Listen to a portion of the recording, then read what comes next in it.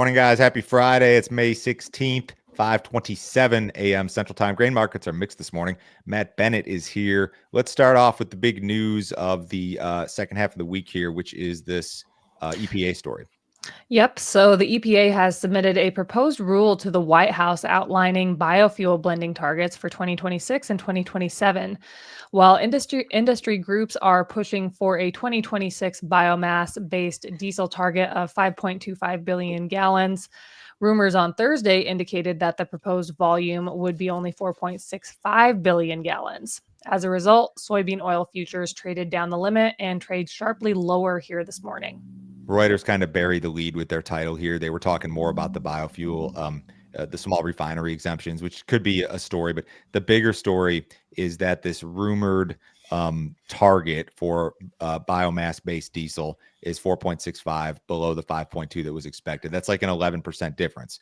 So people now think we're not going to use as much soybean oil for biofuel. Is kind of long story short, Matt. Yeah, pretty much. I mean, you've heard me talk about this. I mean, I've talked about it forever, but clearly, we continue to lose some export share. It's been tough, problematic for the U.S. And, this is a big deal, how much soybean oil we're going to use in the making of renewable diesel. So it's very important to the market. And clearly, if you're going to cut we had a lot of momentum going, a lot of enthusiasm on this potential announcement, which was supposed to be made, by Memorial Day and whatnot. You come in here 2 nights ago, and it's just been all downhill since. Yeah, and this has dragged soybean prices lower. It's probably had a little bit of a drag on corn, maybe even wheat. You could argue just the entire complex has been weighed down a little bit. That 4.65 billion, that number, I think that's still a rumor. I don't think that we know that it's even in print yet. But we'll wait and see. I mean, the market rallied on optimism and now selling off on pessimism. So this, I mean, as far as the stuff we track, corn, soybeans, wheat, this is bar none the biggest story here, Wednesday, Thursday, Friday this week. Let's jump to weather, which is going to become a bigger story here during the next few weeks. So precipitation was below normal across most of the Corn Belt last week. Drought conditions expanded in central Minnesota and in southern areas of Wisconsin, Michigan, and Iowa. Conditions also deteriorated in the northern portions of Missouri, Illinois, and Indiana. Similarly, rainfall was scarce throughout the High Plains, leading to worsening conditions in Kansas, Nebraska, and the Oklahoma Panhandle. When we look at the percentage of U.S. areas experiencing drought, corn country, 22%, soybeans, 17%, winter wheat, 23%, spring wheat, 38%, and cattle country, 29%. We got a little bit of rain on the radar this morning over the Dakotas, over parts of Minnesota. I think there was something that came through your neighborhood, Matt, yesterday. You said you missed it.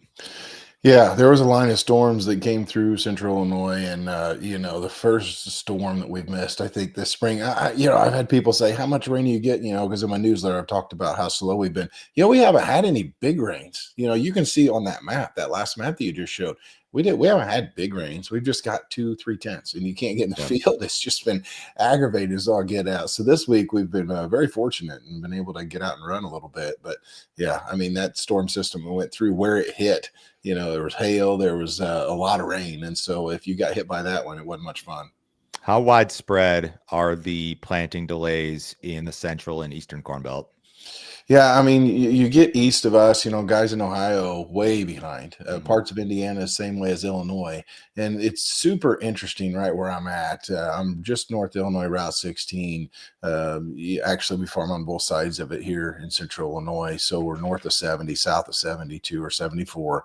And you get 20 miles north of me, Joe, and most guys are done. They're all wrapped up. Yeah. You get 5 to 10 miles south of me, and a lot of folks up until the last day or two hadn't even turned a wheel yet. Mm-hmm. And that stretches close to the tip of southern Illinois. There's a lot of southern Illinois that hasn't done much yet. So this week they're finally getting fortunate and being able to get out there and go. But it's where guys haven't been able to go. There's more of them than what you think. So in terms of, I'm looking at the crop progress in the corn planted and soybean plant, like those state by state numbers don't tell you the whole story, because there are pockets of, say, Illinois that are done and have been done, And then there are guys like you or others further south where it's very slow. Yeah, but in fairness, the last couple of days we've put, 18, 20-hour type days in and been able to essentially go from 25% planted on corn to I'll finish today if I Yeah. have good weather. It happens very rapidly. We all know that. The problem is that in some of the areas that, they just continue to get the rain, and Yeah. so it just makes it tough. And so maybe that last 15, 20%, is going to be tougher to come by than what you think, or at least it's going to go in the ground later than what you would hope for. Let's look at the forecast. Over the next 5 days, you've got some rain again coming to some of these areas that have been delayed. The southern half of Illinois, southern part of Indiana, West Tennessee, Kentucky, into parts of Ohio. You go to the 10-day accumulations, and you're starting to see some rain accumulate in the Western Corn Belt. And when you get out through June 1st, there are some of the dry places of the Western Corn Belt that are going to see rain. I know, Matt, you've talked on the show before about the potential for Western Corn Belt drought this year. I don't know that this is like a drought busting event, but it looks to be trending perhaps in that direction. I don't know. Yeah, it just seems that a lot of forecasters have called for it. You look at any of these long range maps and they've called for it. But the nice thing for this particular part of the world is clearly whenever you get out past spring and you get into summer, it's tougher to come by these rain events. This is the time of year you want to build up a little bit of moisture, but clearly it's not a drought buster. You get a 2-inch rain. I've talked to folks, in Mackenzie's part of the world. I had a guy that farms not too far from her that said he had 1.5 inches, 2 inches of rain, and he said he figures within a week it's going to feel like it hadn't rained again because it was so dry going in. So I hope that they get it. I mean, I hope that they get regular rainfall. It's just tough whenever you've got no reserves. You've got to have regular steady rain. Yep. All right, what's up next? Weight loss drugs are contributing to increased U.S. meat demand. According to JBS South America, individuals using GLP-1 medications, such as the widely known Ozempic, are consuming more chicken and beef. These individuals are boosting their protein intake to help maintain muscle mass while on the medication. GLP-1 drugs have surged in popularity in recent years, notably after Ozempic entered the market. Earlier this week, JBS reported strong first quarter results with net sales up 8.5% and net profit rising 50.5%. This is an interesting story. As of mid-2024, it was estimated that 12% of U.S. adults had used a GLP-1 drug like Ozempic, and it's estimated that currently 6% are using one of those drugs. I would take the over on that. Living outside of a metropolitan area like I do, I think it's happening in a very widespread fashion. Matt, there's some interesting implications here. There's economic implications to Ozempic and GLP-1 drugs. So if you have a call it thinner workforce, they're in better shape than they used to be, your productivity is going to increase. It's also been said that this could be a very good thing for the economy. If people are feeling better about themselves, they're going to do more things and spend more money. I pulled up a chart of ground beef average retail price. We're up 52% since January of 2019. And it kind of sounds like the consumer here may continue to buy. Yeah, I mean, it does sound like the consumer is going to continue to buy. I mean, I don't want to go too far into the Ozempic thing. If it works for someone, great. I'm not gonna. We're not doctors, Matt. No, I'm not a doctor. I think that if it helps them in whatever way, more power to them. But if it drives more beef sales, to me, that's great. That's fantastic. I mean, I know how I look at it, from my vantage point, and is that as long as people have a little bit of money in their pocket, 9 times out of 10, it seems like they'll choose to go have a steak instead of, a pork chop. Now, a good pork chop, I don't have any issue with it, but yeah, there's no doubt people are buying a whole lot of meat. And, consumer confidence, I think right now is better than what it's been for a while. You saw the Dow on a pretty good run here over the last couple of weeks, but, bottom line is, as long as people are feeling good and have money in their pocket, I think they're going to keep eating. And this is an interesting dynamic here, this Ozempic deal. Quiz time, Matt and Mackenzie, you can answer. Which country has the highest per capita meat consumption? Not beef, meat.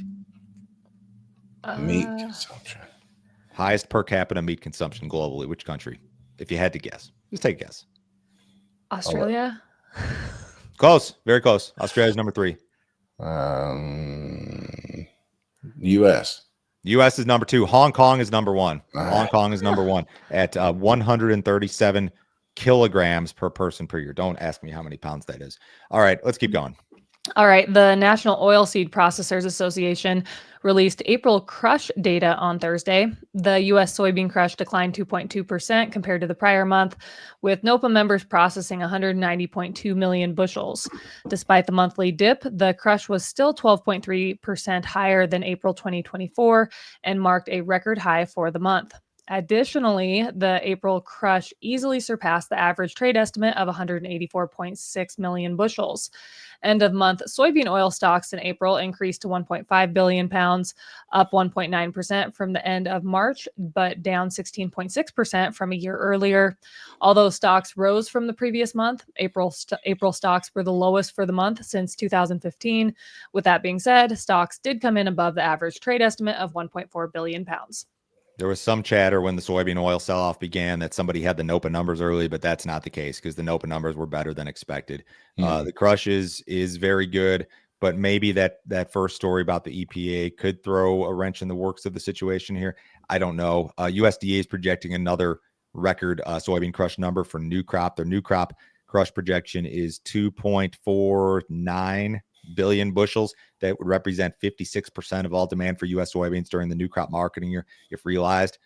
Could they be too high there, or are we going to continue to crush more beans? Yeah, I mean, that's up 70 million bushels, I believe, from last year's balance sheet. And so, could they be too high with that announcement? Potentially, you've got, again, you've got to hope that that's not the case. I mean, let's be real about it, Joe. If we're having exports affected by tariffs and trade talk, and you're seeing renewable fuels affected, farm country is going to get even more uneasy than what it already is. I mean, clearly profitability, return on investment is just not looking pretty right now. And if you take both of those, that's problematic. So yeah, they could be too high. If you don't have those standards, up where we thought they were and down 11% from where we were expected, or where we were rumored, I should say, that's problematic.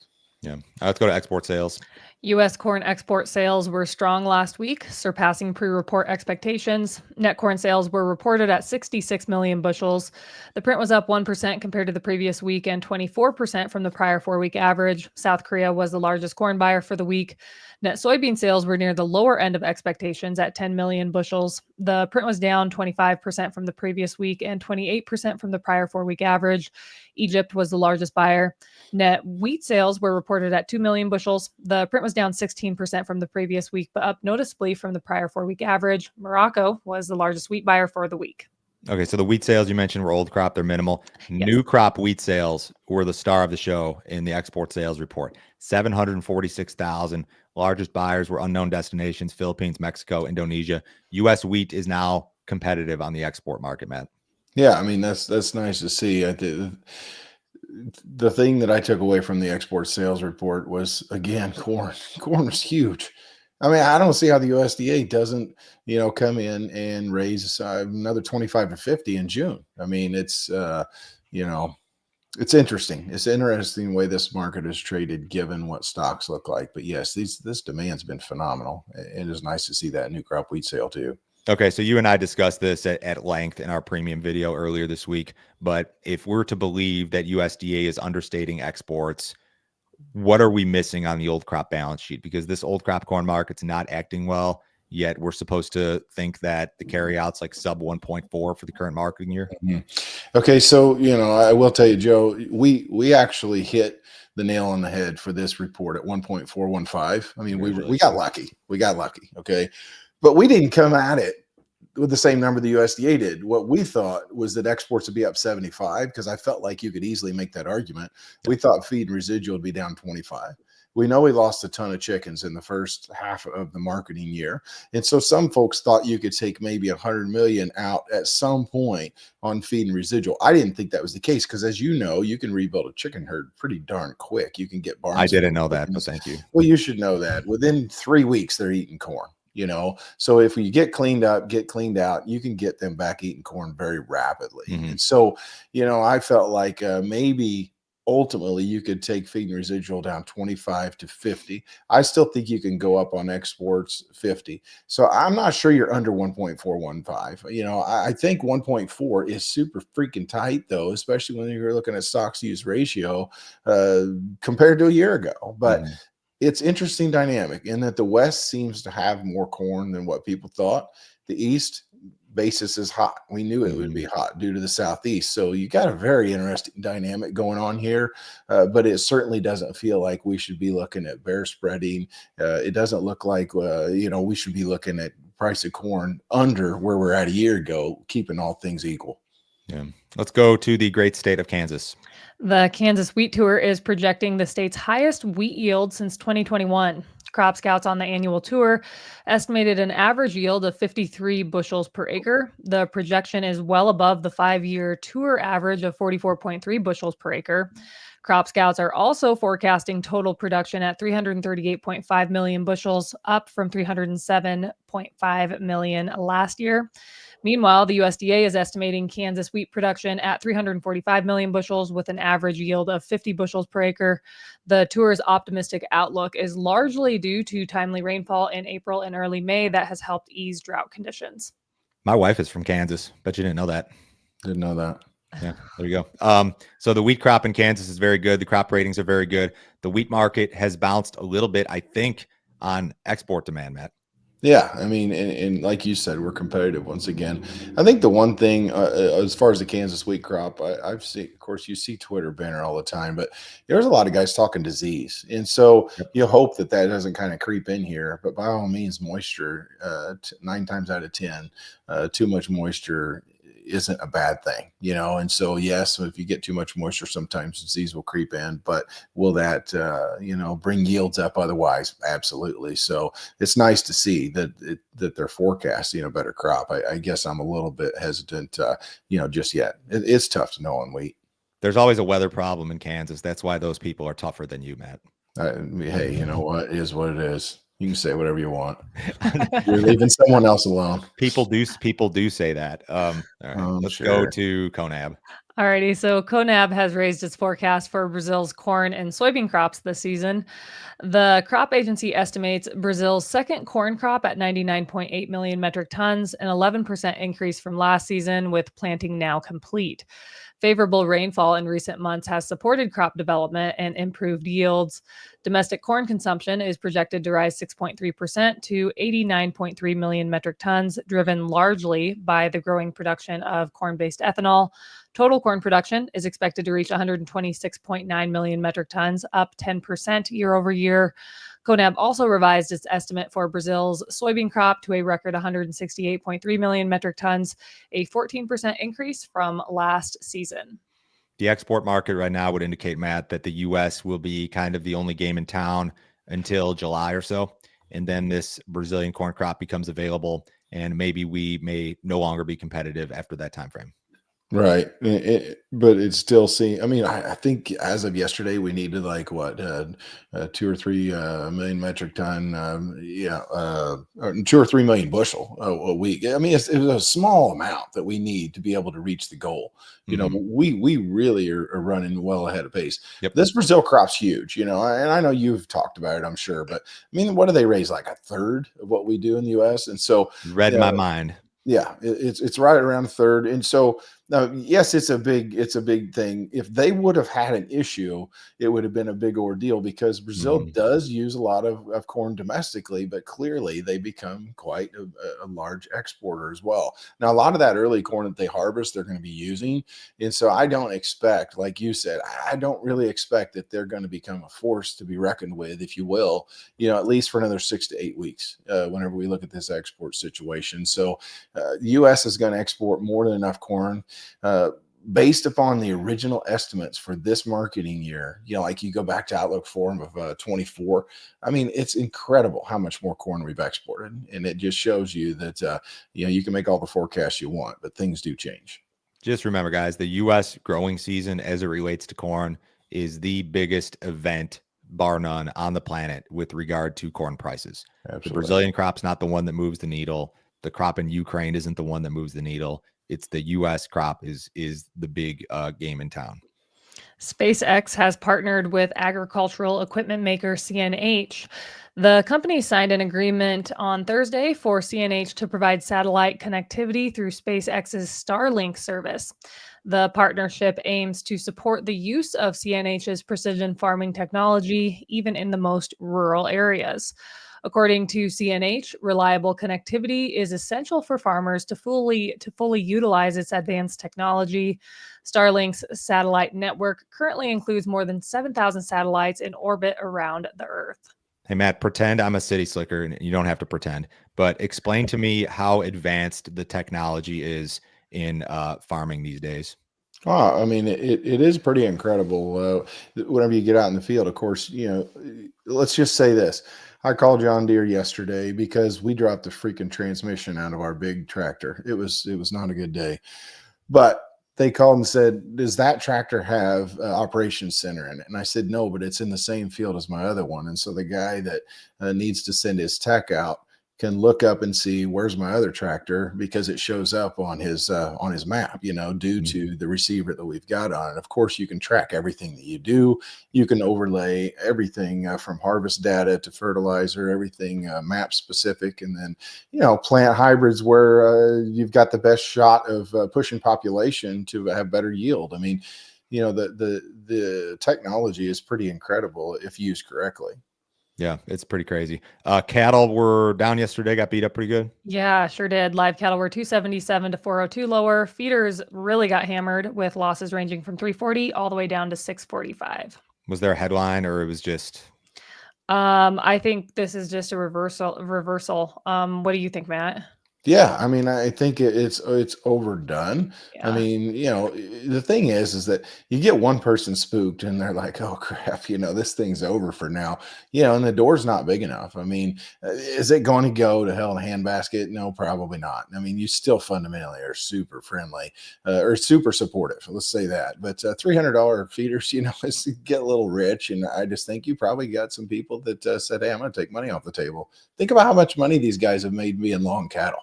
yeah, it's incredible. Outside markets, nothing to write home about this morning. Pretty quiet. Everybody have a wonderful weekend. Matt, thanks for joining us. We will be back on Monday.